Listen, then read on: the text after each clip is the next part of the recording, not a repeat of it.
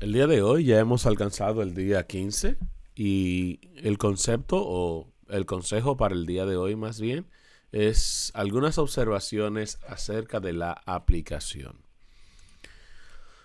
Primero, ¿qué enseña el pasaje? Esto visto de una perspectiva personal hacia mí, ¿qué enseña el pasaje?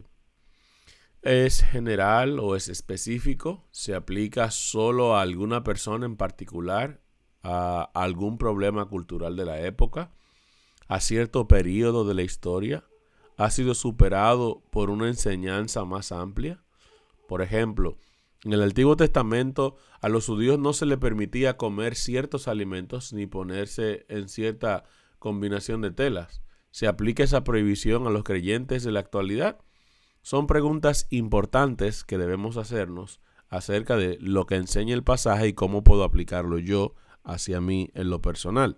En el caso que tenemos aquí, sabemos que el libro de Levítico tiene muchas leyes que eran ceremoniales, pero hay muchas leyes que tienen que ver con salud sanitaria, salud física y son vigentes para el día de hoy si queremos mantener un cuerpo sano, que es el templo del Espíritu Santo.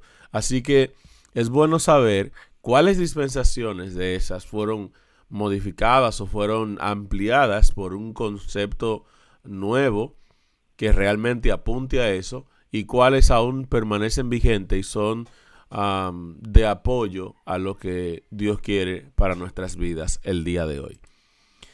¿Expone esta sección de las escrituras error en mis creencias o en mi conducta? ¿Hay algunos mandamientos que no he obedecido? ¿Hay actitudes o motivos erróneos en mi vida que las escrituras sacan a la luz? ¿Cuál es la institución de Dios para mí como hijo suyo? Hay nuevas verdades que debo creer, hay nuevos mandamientos que debo obedecer, hay nuevos puntos de vista que me pueden enseñar algo, hay personas a las que me debo aferrar. Aplicar a las escrituras, cuídese de no caer en las siguientes trampas. Número uno, aplicar normas culturales una vez en vez de normas bíblicas. Tratar de apoyar una verdad legítima con el uso indebido de un versículo o pasaje. Y aplicar un versículo o pasaje desde la perspectiva de un prejuicio adquirido a raíz de una enseñanza recibida en el pasado. Es importante evitar estas tres cosas porque pueden llevarnos a una incorrecta aplicación de un pasaje de un texto de la Biblia que estemos predicando. Por ejemplo, aplicar normas culturales en vez de bíblicas. Todos sabemos, basándonos en el libro de usos y costumbres, que había muchas cosas que los judíos realizaban que no tienen una así dice Jehová como un respaldo y que aparecen en la Biblia porque recordemos que ellos eran pues el centro de atención de muchos de los libros que se escribieron. Fue para ellos que los apóstoles o profetas en el pasado escribieron. Y nosotros tenemos que dislucidar cuáles de esos conceptos tienen que ver con la cultura netamente judía y que no necesariamente son un requerimiento de Dios para, para mí el día de hoy. Tratar de apoyar una verdad legítima con el uso indebido de versículos. Es muy común. Ya hemos hablado en el pasado de varios. Por ejemplo, el famoso mata y come. Estoy usando yo un texto para defender algo que es una verdad legítima. O irme en contra, mejor dicho, de algo que es una verdad legítima acerca de la alimentación. Aplicar un versículo, pasaje desde la perspectiva de un prejuicio. Usted no se imagina cuánta gente a veces utiliza los púlpitos, utiliza la predicación para dar un boche, para dar una impresión, amonestar de manera personal a alguien de la audiencia, y eso es malo. También cuando yo voy con mi propia forma de pensar al texto y trato de hacer que el texto diga lo que yo quiero que diga, estoy cometiendo exactamente este mismo error. Así que hasta el día de hoy ahí están pues las observaciones puntuales acerca de lo que debe ser y cómo debe hacerse una aplicación. Pues pasemos al tema que corresponde al día de hoy y le corresponde a nuestra hermana Yatsi el día de hoy. Buenos días. En esta mañana vamos a compartir con ustedes el estudio de 2 capítulos del libro de Hechos. Les invito a que tengan su Biblia abierta en Hechos 14, capítulo 14 y el capítulo 15. Inclinemos el rostro para hablar con nuestro Dios y presentarle esta sección. Oremos. Padre eterno, que se encuentre en sus moradas santas. Gracias, Señor, porque sabemos que usted nos acompaña en esta oportunidad. Gracias, Señor, por su Espíritu Santo, pidiéndole que en cada hogar aquí representado pueda sentirse la presencia del Espíritu Santo. Que las palabras que salgan de mí, Señor, no sean mías, sino que sean impresiones de su Santo Espíritu, Señor. Gracias, Señor, porque nos da la oportunidad de estudiar su palabra, de aprender. Gracias, Señor, por las exhortaciones y las recomendaciones que hemos aprendido acerca de la predicación y del estudio de su palabra a través de Marcial. Le pedimos, Señor, que usted le siga bendiciendo y que podamos seguir, Señor, adquiriendo las herramientas que necesitamos para poder cumplir la misión. Gracias por el amor de Jesús. Gracias porque el mundo está conmemorando, Señor, pues ese sacrificio que Jesús hizo en la cruz. Y nosotros aprovechamos la oportunidad, Señor, para agradecer por esa muestra de amor inmerecida para nosotros. Ayúdenos, Señor, a que este recordatorio, a pesar de que sabemos que Jesús se encuentra en las moradas celestiales y que creemos en un Dios que resucitó, nos sirvan a nosotros para tener en mente que Él padeció lo que padeció por nuestras faltas, por nuestros pecados, y que ese sacrificio no sea en vano, porque nosotros aceptemos sus méritos.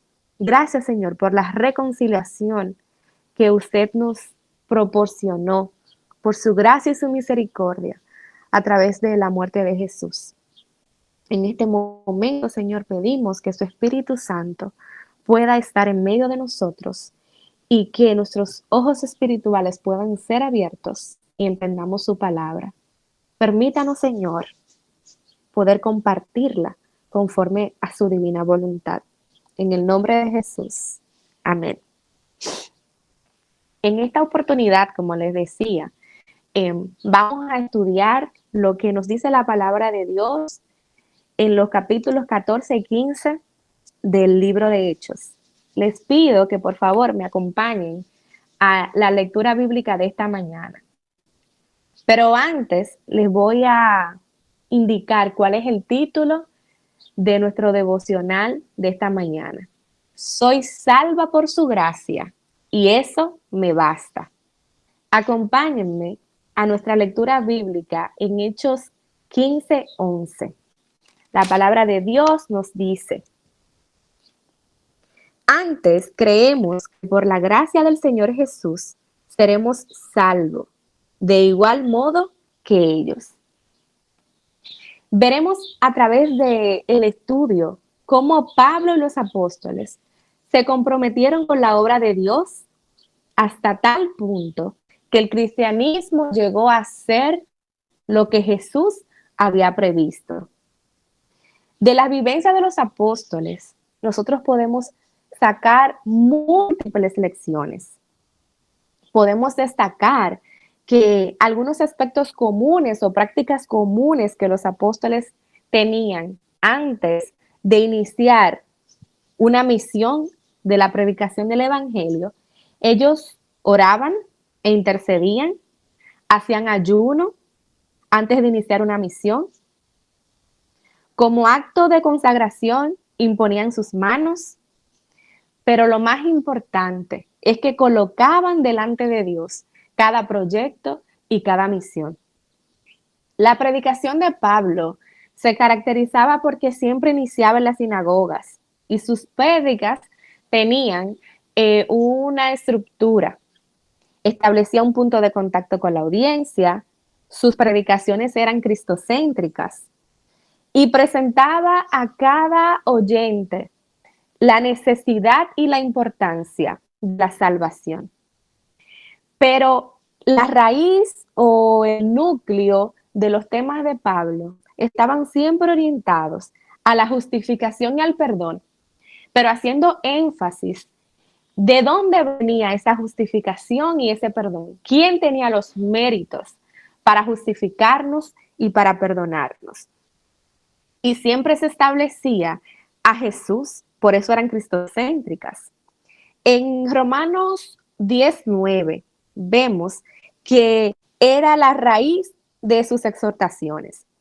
Romanos 19 nos dice, si confiesas con tu boca que Jesús es el Señor y crees en tu corazón que Dios lo levantó entre los muertos, serás salvo. Ese era el mensaje de Pablo. Ese mensaje no le agradaba a muchos de los que se llamaban creyentes, porque centraba todo el plan de salvación en Cristo Jesús. Pero por esta misma razón, Pablo, en medio de su misión, se encontró con múltiples problemas y dificultades. Y veremos a lo largo de este estudio, pero les doy un adelanto, de una de las dificultades era el tema de la circuncisión. Había muchos gentiles que asistían a las sinagogas, pero que no se habían circuncidado y eran considerados como los temerosos de Dios. Pero ¿saben algo? El Espíritu se manifestaba en esto porque esos gentiles que no cumplían con ese requisito que el judaísmo le establecía, fueron multiplicadores del mensaje de Pablo, porque como ellos se sentían parte del plan de salvación o entendían que el plan de salvación era extensivo hacia ellos multiplicaban este mensaje indicando, miren, podemos ser parte del pueblo de Israel, podemos ser parte y recibir la gracia de Dios, aunque no estemos circuncidados, porque los méritos están en Cristo Jesús. Y eso, de una forma u otra, ayudó a que el evangelio pudiera ser promovido y llevado de ciudad en ciudad. De esto tenemos que partir para poder explicar el celo de los judíos de la época. Esos dirigentes rechazaban el evangelio, no solo porque se estaban autoexcluyendo de la salvación de Dios, sino también porque ellos entendían que no era así que Dios quería que las cosas se establecieran. Y eso hizo que Pablo y Bernabé, como ellos no querían recibir el mensaje totalmente, Pablo y Bernabé entonces dirigieran su mensaje a los gentiles, quienes se sentían parte del plan de salvación. Y con relación al celo, quiero que hablemos algo. Si bien es cierto que estamos llamados a tener celo por las cosas de Dios, debemos estar atentos si ese celo está fundamentado en un conocimiento de Dios y que nunca el fundamento sea ignorando la justicia de Dios y aplicando nuestra justicia propia. El pueblo judío había olvidado que el fin de la ley era Cristo. Y ahí radica el peligro de esta situación. Les voy a pedir que por favor me acompañen a Hechos 14, del 2 al 6. Pero los judíos que no creían excitaron y corrompieron los ánimos de los gentiles contra los hermanos. Sin embargo, se detuvieron allí mucho tiempo, hablando con valentía, confiando en el Señor, el cual daba testimonio de la palabra de su gracia, concediendo que se hicieran por las manos de ellos señales y prodigios. La gente de la ciudad estaba dividida. Unos estaban con los judíos y otros estaban con los apóstoles. Pero sucedió que los judíos y los gentiles, juntamente con sus gobernantes, se lanzaron a maltratarlos y a apedrearlos. Y ellos, al darse cuenta, huyeron a Listra y a Deber. Los dirigentes judíos caldearon a los creyentes, envenenaron su mente contra los misioneros. Gracias a que Pablo y Bernabé estaban dirigidos por el Espíritu Santo, ellos sabían en qué lugar tenían, o sea, en qué momento de la circunstancia tenían que partir hacia otra ciudad y presentar el mensaje.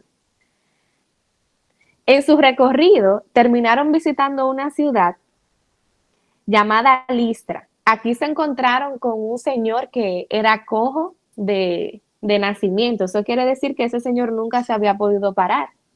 Y Pablo, viendo en su rostro que él tenía fe para ser sanado, le dijo, levántate. Y inmediatamente el hombre se levantó y los comentarios del milagro comenzaron a esparcirse por esta ciudad. Y Pablo y Bernabé fueron confundidos por dioses. Y muchas de las personas, de los ciudadanos de Listra, pues intentaron hacer sacrificios en honor a Pablo y a Bernabé. Y Pablo rasgó sus ropas. Inmediatamente le dijo, señores, nosotros somos hombres semejantes a ustedes. Y aquí me detengo para resaltar este acto, porque Pablo siempre supo de dónde venía su poder. Y es algo que nosotros tenemos que tomar en consideración. De que todo lo que venga de nosotros, que sea bueno, en sí no viene de nosotros, sino que viene de Dios y que nosotros hemos sido el instrumento que el Señor ha escogido, que el Señor ha señalado para que se cumpla esa misión, se desarrolle esa idea, se desarrolle ese acto. Pero siempre tenemos que tener esto en mente porque recordemos que nosotros y dentro de nosotros hay dos naturalezas. Y a veces no es que no se den los méritos que sean necesarios, sino que el enemigo puede utilizar esto para alzarse con una falsa adoración en nosotros mismos. Puestos los ojos en Jesús, el autor y consumador de la fe. Y el relato continúa diciendo que a raíz de esta situación, de ese alboroto que se desarrolló en esa ciudad, después de que él sanara al cojo, fue apedreado Pablo. Y fue apedreado de tal manera que los ciudadanos lo sacaron fuera de la ciudad creyendo que él estaba muerto. Y en Hechos 14 podemos ver que Pablo estaba claro de que él estaba cumpliendo una misión y él estaba tan seguro de que esa misión que él estaba cumpliendo venía de Dios y de su Santo Espíritu, que poco le importaba a él lo que pasara con su vida, porque él lo que hacía era que animaba a quienes le acompañaban a que, a pesar de las dificultades, de la adversidad, él tenía una misión que cumplir. Y me encanta la actitud de Pablo ante la adversidad y la claridad espiritual con la que veía cada acontecimiento. Acompáñenme a Hechos 14, del 22 al 23. Confirmando los ánimos de los discípulos, exhortándolos a que permanecieran en la fe y diciéndole, es necesario que a través de muchas tribulaciones entremos en el reino de Dios, constituyendo ancianos en cada iglesia. Y después de orar, de ayunar, los encomendaron al Señor en quien habían creído. Este momento era un momento para que Pablo dijera, si él estuviera en el espíritu propio y no en el espíritu de Dios, de pasar por una situación como esa y decir, miren, yo entiendo que ya ustedes están preparados para ustedes seguir con esta misión, yo llegué hasta aquí, el Señor me utilizó. No, las adversidades no pararon el cumplimiento de la misión que Dios había establecido en él. Al contrario, él pues exhortaba que esto era parte del proceso y le daba evidencias a quienes le seguían de que toda la tribulación que podían estar atravesando era necesaria que pasara por todo eso para poder entrar en el reino de Dios, para poder entrar en comunión con el Señor. Y para mí esto es algo de admiración. Para mí esto es algo que nos demuestra a nosotros si verdaderamente estamos conectados y comprometidos con nuestra misión hasta el punto de pensar así como pensaba Pablo. A veces nosotros tenemos una encomienda que hacer y ante el primer impasse, pues tiramos la toalla y entendemos que no tenemos la capacidad para hacerla. Pero hemos estudiado en nuestros encuentros y a lo largo de nuestra vida espiritual hemos visto muchos versos que nos dicen que cuando el Señor nos llama y nos habilita para cumplir una misión, siempre nos capacita. Y hay múltiples versículos en la Biblia que nos indican que Jesús camina con nosotros en cada proyecto y en cada misión. No nos desanimemos ante el primer impasse, porque el Señor tiene grandes propósitos con nosotros y es un privilegio para nosotros poder ser sus instrumentos. Acompáñenme en el capítulo, vamos ya a estudiar el capítulo 15. En el capítulo 15, ya yo más o menos del capítulo 14, fui hablando de la situación que estaba aconteciendo entre los judíos y los gentiles, de ese celo que tenían los judíos sobre esas leyes y cómo ellos no sentían que los gentiles eran merecedores de la gracia y de ser parte del plan de salvación, de ser quienes recibirían la salvación. Pablo y Bernabé presentaron en el concilio todo lo que Dios había logrado a través de ellos, cómo se había dado la conversión de los gentiles y la situación de los judíos y su descontento. El conflicto se fue incrementando de una forma tal que era menester tratar el tema, ya que estaba llegando a un punto crítico y podía verse afectada la misión. Este grupo era visto por Pablo como perturbadores y falsos hermanos, refiriéndome a los judíos, cuyo verdadero motivo era socavar la libertad espiritual del evangelio y llevar a los conversos gentiles a la esclavitud del legalismo. O sea, no. Si tú no te circuncidas, tú no puedes ser partícipe. Para los judíos gentiles, solo se predicaba que, o eso era lo que ellos querían, que solamente podían alcanzar la salvación a través de la circuncisión. Por ende, debían convertirse primero en judíos prosélitos. Pablo y Bernabé bajo ningún concepto podían aceptar esos requisitos, pues esa carga que se había establecido iba en contra de la naturaleza misma del evangelio y había que tomar una decisión, pues esto estaba afectando a la unidad de la iglesia. Así que se creó una comisión para que fueran a Jerusalén y los requisitos, como hemos visto a través del libro de Hechos, es que ¿quiénes iban a integrar esa comisión? Los que hayan sido llenados previamente por el Espíritu Santo. Y los puntos a debatir era el tema de la circuncisión. Recordemos que tampoco fue que los judíos inventaron esto de la nada.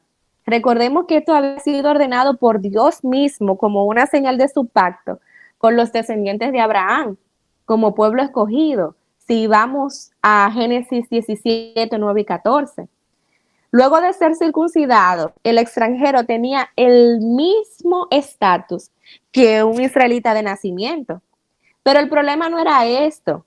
El problema era que los judíos habían confundido dos conceptos totalmente distintos. Uno es el concepto del pacto y el otro es el de la salvación. Y es que ser miembros de la comunidad del pacto no te garantizaba tú obtener la salvación. Y si hubiese sido así, señores, la muerte de Cristo no hubiese tenido sentido. Como sabemos, era un error garrafal unificar estos dos conceptos, ya que yéndonos al ejemplo bíblico de Génesis, Abraham primero fue justificado por la fe, y esto ocurrió antes de él ser circuncidado, no a causa de haberse circuncidado. La salvación siempre, siempre, siempre ha sido por la fe, mientras que el pacto era una provisión de la gracia de Dios mediante la cual Él se reveló a sí mismo y dio a conocer el plan de salvación. Lo peligroso en esta situación era que este error hacía que los judíos pensaran que el mérito estaba en el acto de circuncidarse, haciendo que la salvación dependiera de una obra humana, de un mérito propio. Y ahí radicaba el peligro. Es como si la muerte de Jesús en la cruz no hubiese sido relevante. Cuando se presentaron en la asamblea, la Biblia, continuando con el relato, la Biblia registra las intervenciones de Pedro y de Jacobo. Pedro le recuerda al concilio el episodio que él tuvo y su experiencia que tuvo con Cornelio, diciéndole, señores, Dios le había dado a Cornelio y a su familia el mismo don del Espíritu que nos dio a nosotros en el Pentecostés. Entonces, Dios había limpiado sus corazones. También se registra la intervención de Jacobo.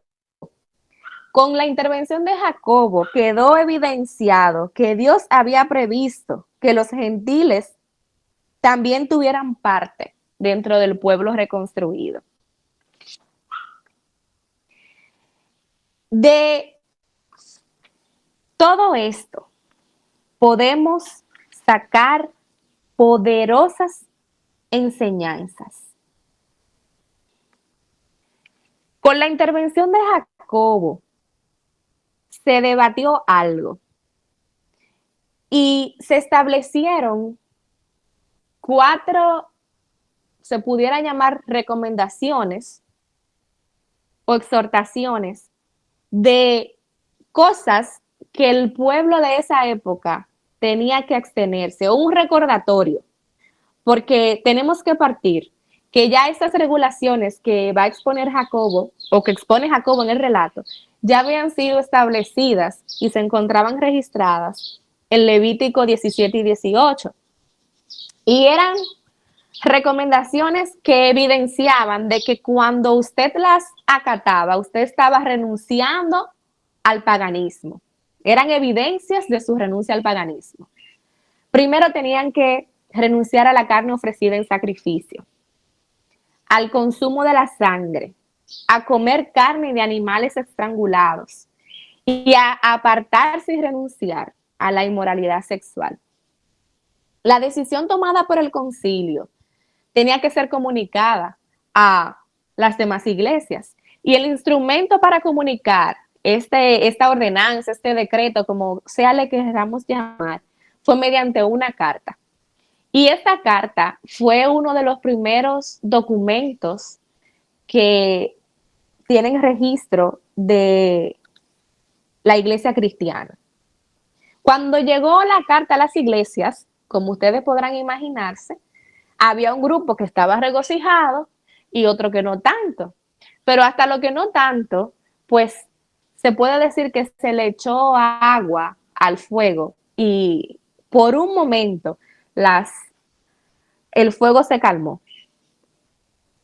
Esta decisión, dice Elena de White, ahí a lo calladito, no todos los discípulos estaban preparados para aceptarla. Muchos se indignaron con Pablo porque entendían que él estaba siendo flojo y permisivo. Pero se puede decir que se le dio una solución a la situación.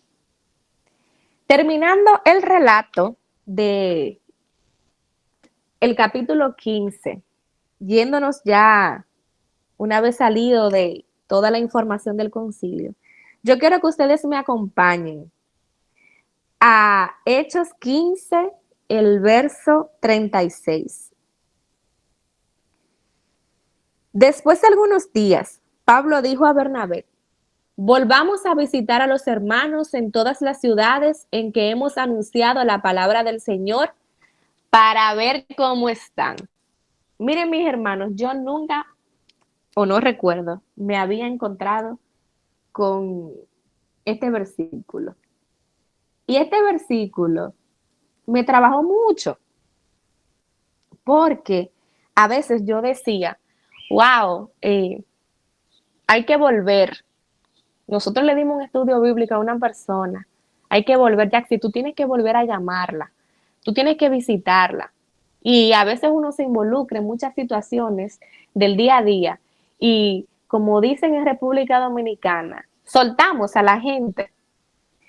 Y me llenó de regocijo ver, porque a través del estudio de la palabra de Dios, nosotros en el tiempo en el que estamos viviendo, lo que tenemos es que tratar de sacar una enseñanza que nosotros podamos poner en práctica para cumplir la misión a la cual el Señor nos ha llamado. Y he aprendido a sacar lecciones pequeñas durante el relato.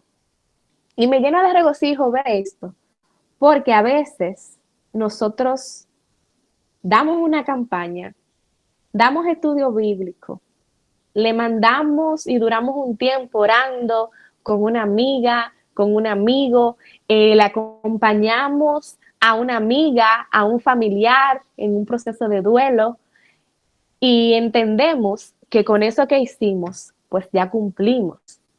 Y aquí vemos cómo Pablo y Bernabé le daban seguimiento a las personas con quienes ellos habían trabajado, a quienes ellos le habían predicado la palabra de Dios. Y quiero recordar esto, quiero resaltar esto, que le demos la vuelta a esa persona que hace 5 años le dimos un estudio bíblico, a esa persona que en algún momento en el trabajo, que estaba atravesando por una situación difícil, le hablamos del Señor. Démosle seguimiento. Y miren lo que dice el relato, para ver cómo están. Y cuando nosotros hacemos eso, es como si se renovara la misión, como si se renovara esa palabra que dimos hace 5 años, porque le estamos recordando a las personas, primero, que nos importan, segundo, que el Señor se interesa por ellos, y estamos ahí también para instruirle, porque hay veces que necesitamos volver. De estos relatos también aprendí otras cosas que también quiero compartir con ustedes. De la lectura aprendí que dentro de nuestra misión nosotros estamos llamados a consolar, a animar a los hermanos. Esto lo vemos en Hechos 15:32. Del ejemplo de los apóstoles aprendí, como ya les dije, que hay que regresar a donde hayamos predicado. Nos invitan a visitar a esas personas para que se pueda perfeccionar la santificación en el temor de Dios. También aprendí que siempre que tengamos un proyecto, tenemos que ponerlo en las manos de Dios.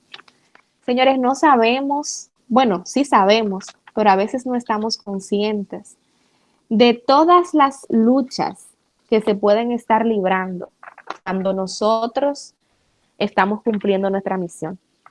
Sabemos que el Señor nos manda, el enemigo se enoja y se dan muchas situaciones. Como líderes hay que tomar decisiones. A usted le tocó en su iglesia ser cabeza.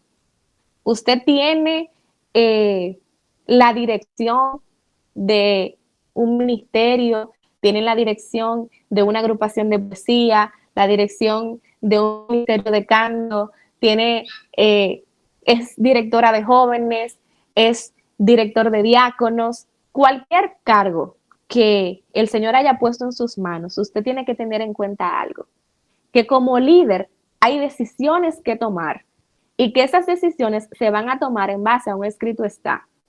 Aunque esta decisión no sea aceptada por alguno de los miembros, porque se supone que si usted es líder y está conectado con Jesús, la decisión que usted tome, aunque no le guste a los demás, usted tiene que llevarla a cabo, sin importar que aquellos que se opongan le creen conflicto.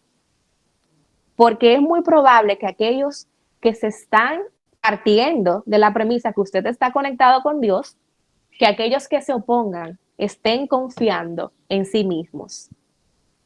Otra lección es que nunca permitamos que el mérito de Dios se lo lleve usted. Recuerde que el enemigo siempre está buscando adoración y en el momento en el cual usted entra en el ámbito de una falsa adoración, si le quitó la adoración a Dios, si le quitó los méritos a Cristo, le está entregando los méritos al otro. Y también vimos en la vida de Pablo que Dios nunca prometió que la misión que nos encomendó o nos encomienda sería fácil, pero sí prometió que estaría con nosotros antes, durante y después de la misión. Eso es lo que significa siempre. Y que Él nos iba a habilitar y nos iba a capacitar para esta misión. Dios puede obrar solamente miembros del ministerio en fe. Dios puede obrar solamente cuando nosotros nos colocamos voluntariamente en una posición en la que Él pueda usarnos. La forma en cómo fue tratado el tema por Pablo en el concilio dio evidencias de la unidad y la consagración que él tenía con Dios. En una parte del relato se habla de Marcos, de Juan Marcos, y de eso aprendí que para yo cumplir con la misión que Dios me ha encomendado, debo de soltar el miedo. Señores, el miedo nos paraliza, el miedo es una emoción que está con nosotros porque tiene un objetivo. Ante una situación de dificultad, pues, si no tuviéramos el miedo, porque es necesario, yo pudiera caminar por la orilla de un edificio de 18 pisos y no importa, aunque ponga en riesgo mi vida. El miedo está ahí con un objetivo. Pero cuidado, si el miedo nos está paralizando, nos está alejando de la misión que el Señor nos ha dado. Para cumplir la misión, debo de tener paciencia, abnegación, valor, devoción, fe y estar dispuesta a sacrificar mi vida. Estamos llamados a desempeñar nuestro cargo en la iglesia con integridad y apego a los principios. Pablo se veía obligado a estar solo. Era especialmente enseñado por Dios y no hacía nada que pusiera en riesgo sus principios. Comprendió que la iglesia no debía ser puesta nunca bajo el dominio del poder humano. Cuidado, hermanos, si tus prejuicios te están estorbando en el cumplimiento de la misión. Y ya para terminar, quiero leerles una cita de Elena en el capítulo 20 de Hechos de los Apóstoles. No obstante el hecho de que Pablo era enseñado personalmente por Dios, no tenía ideas exageradas de, de la responsabilidad personal. Aunque esperaba que Dios lo guiara directamente, estaba siempre listo a reconocer la autoridad impartida al cuerpo de creyentes unidos como iglesia.